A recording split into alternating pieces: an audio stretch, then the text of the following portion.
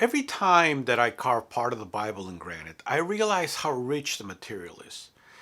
And every time I make a video, I have to make choices, even if I'm only covering a few verses. And I want to show you what I mean with 6 verses, Genesis 17, verses 15 to 20. My name is Francisco, and welcome to Carving the Bible. So let's start with verse 15. And God said to Abraham, "As to Sarah your wife, you shall not call her name Sarai, but Sarah shall be her name." Now, name changes are always significant because they indicate a change in status or role.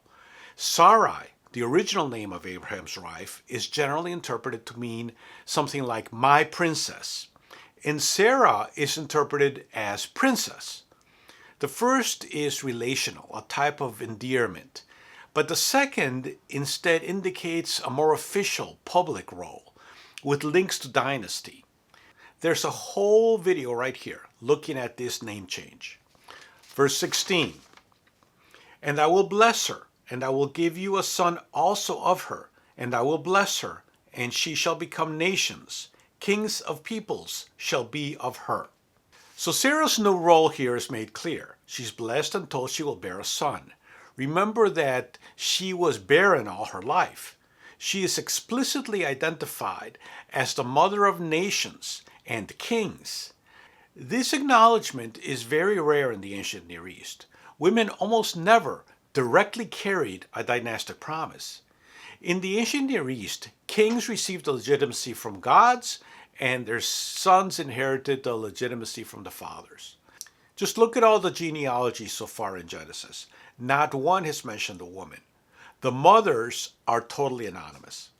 And Noah's wife, from whom all of humanity came in the story, does not even have a name in the Bible.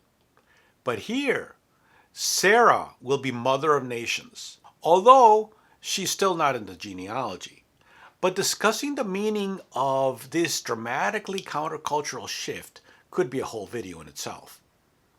Verse 17. "And Abraham fell on his face and laughed, and said in his heart, Shall a child be born to him that is 100 years old? And shall Sarah, who is 90 years old, bear?" Now, this is the first time anyone in the Bible has laughed. Why did Abraham laugh? Was it surprise? Was it shock? Disbelief? What did his laughter mean? Maybe it tells us that God is not offended by laughter, or that fear and obedience and awe are not the only responses when being in the presence of the sacred. Abraham's laughter also seems to be the first joke in the Bible because it breaks the expectations of the reader. Now, in the Bible, when someone falls on their face, it's usually because of fear and awe in the presence of God. And that's exactly what happened in verse 3 of the same chapter. So when we hear that Abraham fell on his face, we again expect fear and awe at this wondrous proclamation of a coming son. But instead, Abraham laughs. Either one of these topics could be a whole video. Verse 18. "And Abraham said to God, Oh, that Ishmael might live before you." This verse is so easy to misinterpret. It's not about living and dying. Another way to translate live before you is live in your presence. This type of covenant language points to living in a recognized relationship with legitimacy as an acknowledged subject. The expression that Ishmael might live before you is actually a way of Abraham asking God to let Ishmael remain the heir. There's a whole video that could be done about this plea. What did it mean to someone in the ancient Near East? Why is Isaac a disruption? What does it say about Abraham's relationship with God? Verse 19. "And God said, Sarah your wife shall indeed bear you a son, and you shall call his name Isaac, and I will establish my covenant with him for an everlasting covenant for his seed after him." Now, this is the first time that the name Isaac is mentioned, and it means he laughs, seemingly riffing on Abraham's laughter 2 verses earlier. Here's a video topic.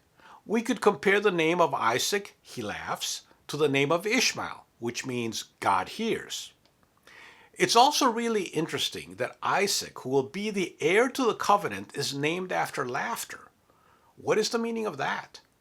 Now, the meanings of these two names, the context in which they emerge, the theology that they imply, are really interesting topics and have enough material for not just a video, but for a whole book.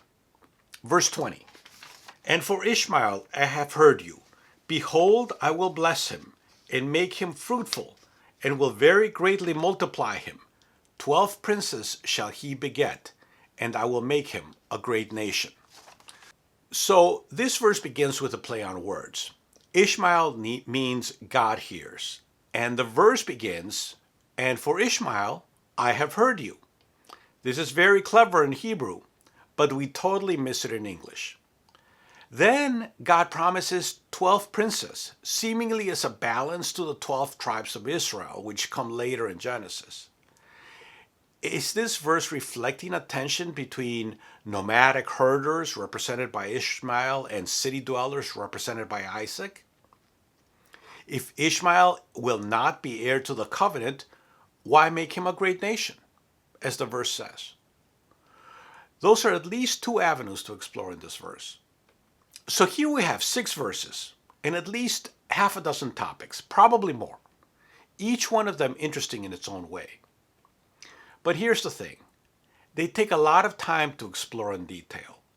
And my priority on this project and this channel is to carve the Bible into granite.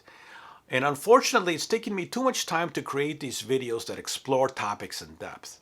So here's some news for you. Instead, I'm going to start doing live sessions here on YouTube and just touch on the issues that the passages suggest. I think it's the only way for me to accelerate the speed I'm carving. I hope you can join the lives, and if you can't, please check the channel page. I will create a playlist that you can watch at any time. Thank you for watching to the end of the video, and I really hope to see you in my first YouTube Live. It'll probably be a disaster because I haven't done it before, but I figure I have to start somewhere, right?